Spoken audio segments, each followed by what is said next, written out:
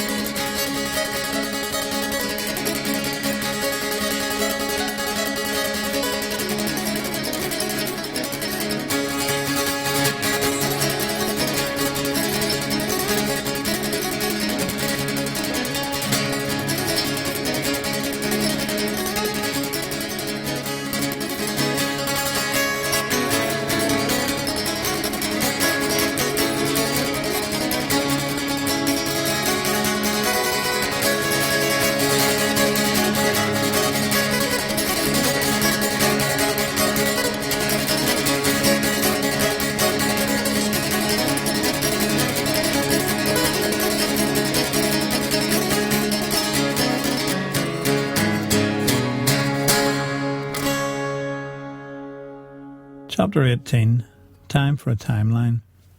People love a timeline, and I agree that they're very useful for putting things into perspective, providing a clear picture of what to expect, when and why. So, what is next on the world prophetic agenda? The gospel of the kingdom preached. If we refer back to the summary given in the Revelation chapter 14, verses 6 to 12, CR chapter 11, you may remember that the first angel announces that the gospel of the kingdom will be preached to every tribe, people, language and nation. Then, says Yeshua, the end will come, Matthew 24. That time is rapidly coming to a close, though not every tribe has been reached quite yet.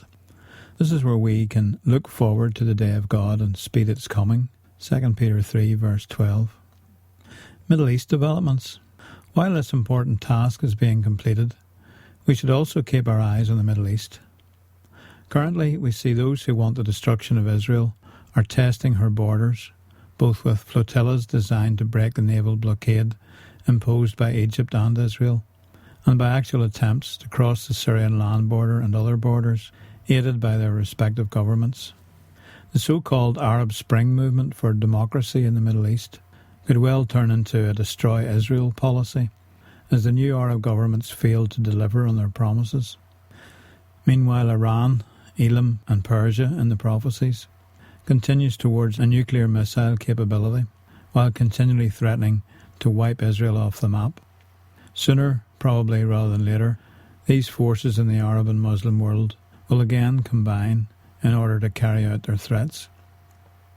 Anti-semitism will continue to increase throughout the world, especially in the United States, who will continue to turn her back upon Israel, forcing her into decisions and policies of death.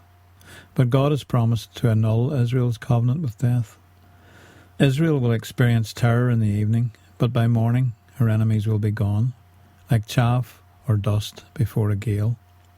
The Middle East will have changed overnight, giving Israel a much larger territory and possession of the rich resources of those states surrounding her. At the same time, we can look to see more and more Jews and 10-tribe Israelites seeking to make aliyah, emigrate to Israel. Though causing obstacles to this at the moment, we should expect to see a change of attitude of Judah, the state of Israel, and particularly the Ministry of Interior, towards Ephraim, these 10-tribe nations. More of the Manasseh will make it to Israel from India. The Lemba and Ibu will apply for aliyah. DNA testing of the Pashtuns will be completed and the results published. The trickle will grow and steadily increase, and after the 6-hour war, it will become a second exodus. Many Jews will find it more and more difficult to leave the USA. They may be forced to leave empty-handed, or even be smuggled out through Canada or Mexico. Both of these nations can have a potential for blessing Israel by helping Jews and others out of USA and transporting them to Israel. America will be destroyed in 1 hour. The fall of Mega Babylon, the United States of America, will come as a complete shock to the whole world, with the exception of those devious leaders who will plan and execute it, of course. All her cities will be destroyed, burned with fire, in what would appear to be a nuclear holocaust. Her powerful military will be defeated without firing a shot. Her weapons in space, early warning systems, etc., will be of no avail. The president will be drinking and partying until he hears the news. By then, it will be much too late to react. His hands will hang limp in shock. There will be survivors who will quickly conclude that there's nothing left to stay for. Those from other nations will return to their home states, Irish home to Ireland, Chinese back to China, Germans home to Germany, etc. The surviving Jews and other Israelites, together, I suspect, with First Nation or Native American tribes, who have no other home, except possibly Canada, but do have an affinity with Israel, will seek somehow to get to the greatly extended land of Israel. The heart of stone will be removed. The people of Israel, now gathered in from all the nations to which the Lord had scattered them, will look on him whom they have pierced. There will be a complete change of heart within the nation of Israel, all 12 tribes, causing great mourning throughout the whole land of Israel. The exact timing of this event is not clear, but it will be after the 6-hour war and before the middle of the 7, when the Antichrist will put a stop to the daily sacrifice. Perhaps the timing will become clearer as we study these prophecies more in coming days.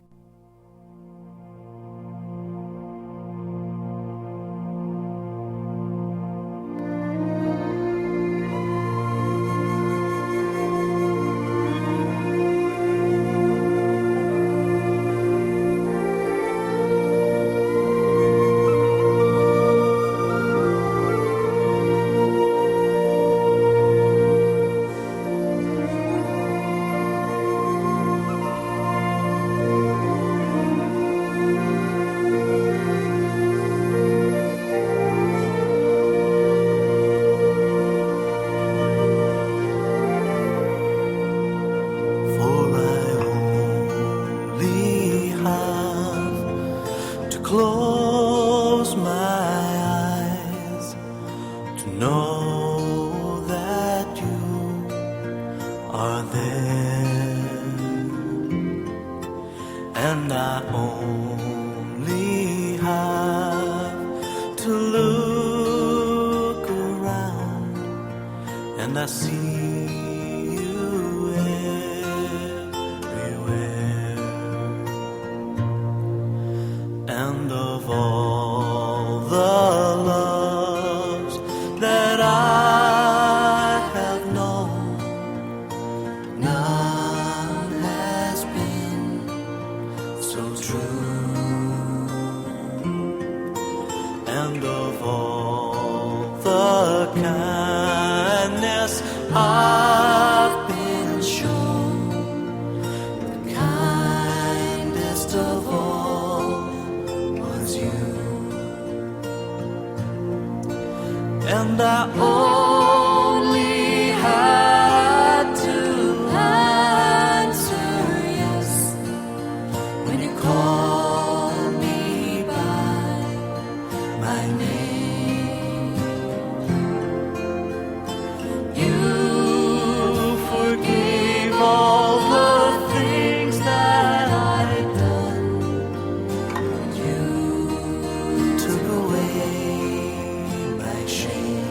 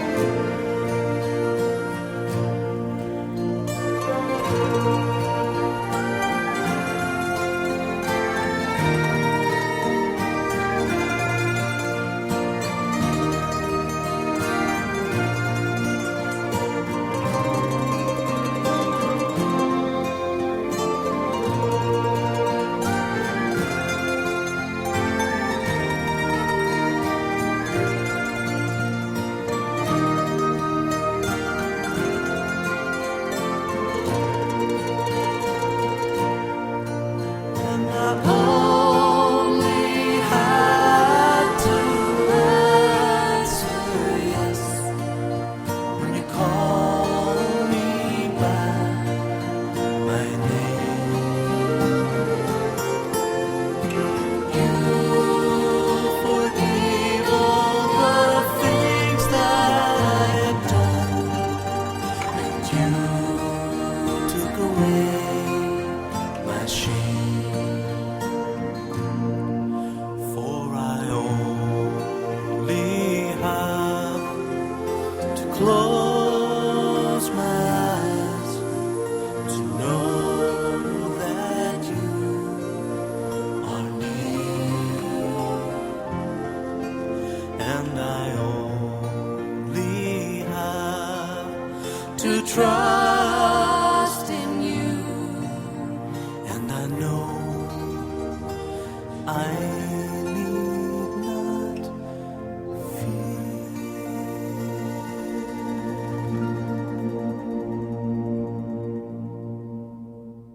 That was Michael Cameron and Frontline from here in Northern Ireland, and the song Only Have to Close My Eyes. The Antichrist will be revealed. The economies of the world will be in chaos, and emergencies, shortages and famine will be on the increase. A new world government will quickly be declared. The 10 major nations, now the only superpower remaining, with America out of the picture, will hand over their authority to one man. This charismatic leader, with almost superhuman abilities, will appear to have been killed and resurrected. He will extend his authority over the whole world, and the whole earth will wonder after him. He will have only 7 years to reign, and will begin with a covenant involving Israel, which will allow temple sacrifices to begin again. After the first 3.5 years, he will break that covenant.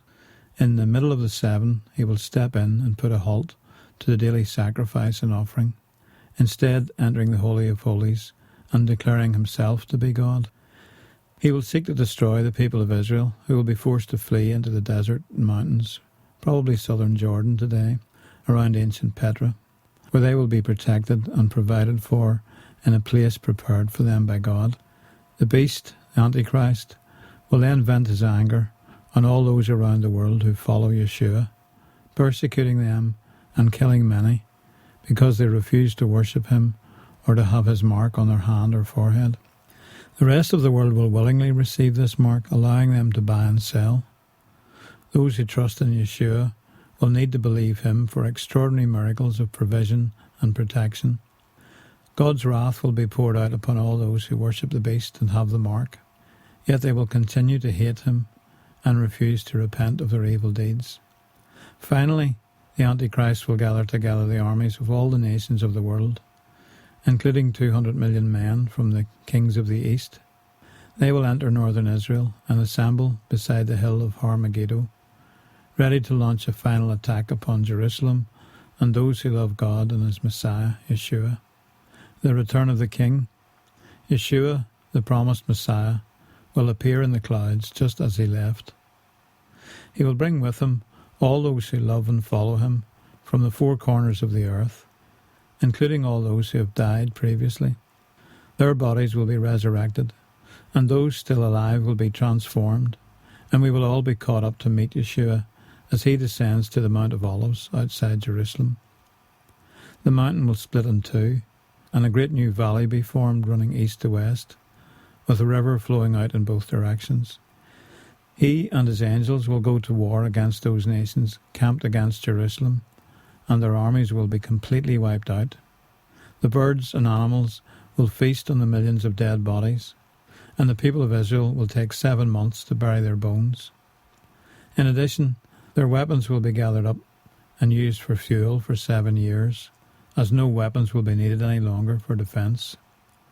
The 1,000-year reign of the Messiah. The Messiah will rule the whole earth from Jerusalem, and his servants will be given authority over nations and cities around the world to govern in his name.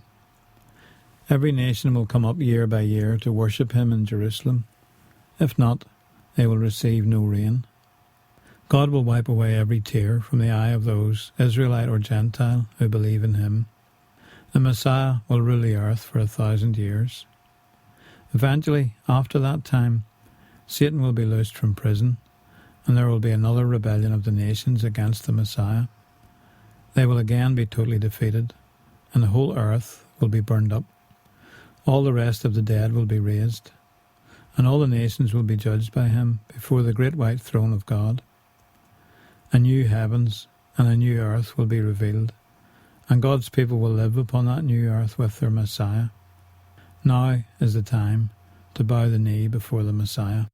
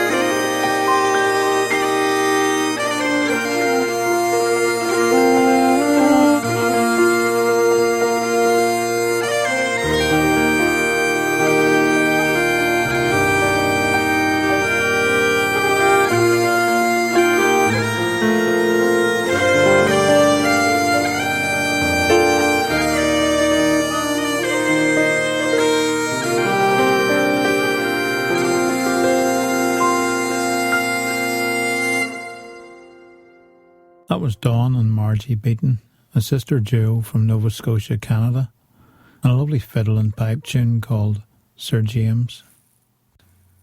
Let's sum up what we've covered in chapter 18. Timeline in brief. 1. The good news of the kingdom will be preached to every tribe, language, people and nation. 2. The Middle East will explode into war once again. The Arabs and other Muslim nations will attack Israel, but will be wiped out. They will become like chaff, dust and tumbleweed before a gale. 3. More of the 10 tribe nations will make aliyah to Israel, the trickle becoming a flood, a second exodus. Israel will gain the territory of their enemies, but also the enmity of the world, including the USA. 4. Anti-semitism and opposition towards aliyah to Israel will greatly increase in the USA. Jews may have to go underground to escape America. 5. America will be destroyed by fire in 1 hour. 6. Survivors will return to their own lands, the Jews and Israelites, to newly expanded Israel. The heart of stone will be removed from Israel, and they will recognize their Messiah. 7. The man known as the Beast will be revealed and be given power by the world's remaining 10 most powerful nations. 8. He will make a covenant allowing Israel to begin sacrifices in a newly built temple in Jerusalem. He will halt the sacrifices after 3.5 years, seek to persecute Israel, and vent his wrath on the rest of the Messiah's followers. 9. He will cause the whole world to receive a mark on the right hand or forehead, otherwise they cannot buy or sell. 10. The wrath of God will be poured out as severe plagues upon all those who have received the mark, but they will not repent of their evil deeds. 11. The armies of all nations will assemble in Israel to destroy Jerusalem. 12. Messiah will return with all those who love him resurrected and caught up to meet him in the clouds as he descends to the Mount of Olives in Jerusalem. 13. He will destroy the Antichrist and all the armies of the nations and set up his kingdom, ruling the nations from Jerusalem with a rod of iron. 14. His followers will reign with him after the marriage feast of the Lamb and his awards ceremony, ruling over the cities of the nations.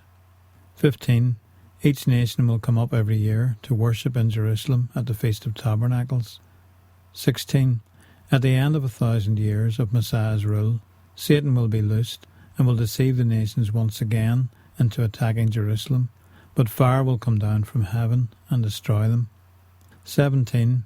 The earth will melt away, the rest of the dead will be raised, and the great white throne judgment will take place. Those whose names are not found in the book of life will be cast into the lake of fire, along with Satan. 18. The new heaven and new earth will be created, and the saints will live there with the Lord forever. Join us again next week for chapter 19, the greatest prophet of all. Remember, if you want to buy the book, The Whore and Her Mother, in Kindle or paperback edition, go to our website, kingdomcome.org.uk, or just do a search for The Whore and Her Mother on your local Amazon store. Slán agus Banagia. Bye, and God bless. This series is produced by Precious Oil Productions for Kingdom Come Trust. For more information about the series, Bible notes and recordings of previous talks, check out our website at www.kingdomcome.org.uk or write to PO Box 200, Belfast, Northern Ireland, BT 23 7TZ.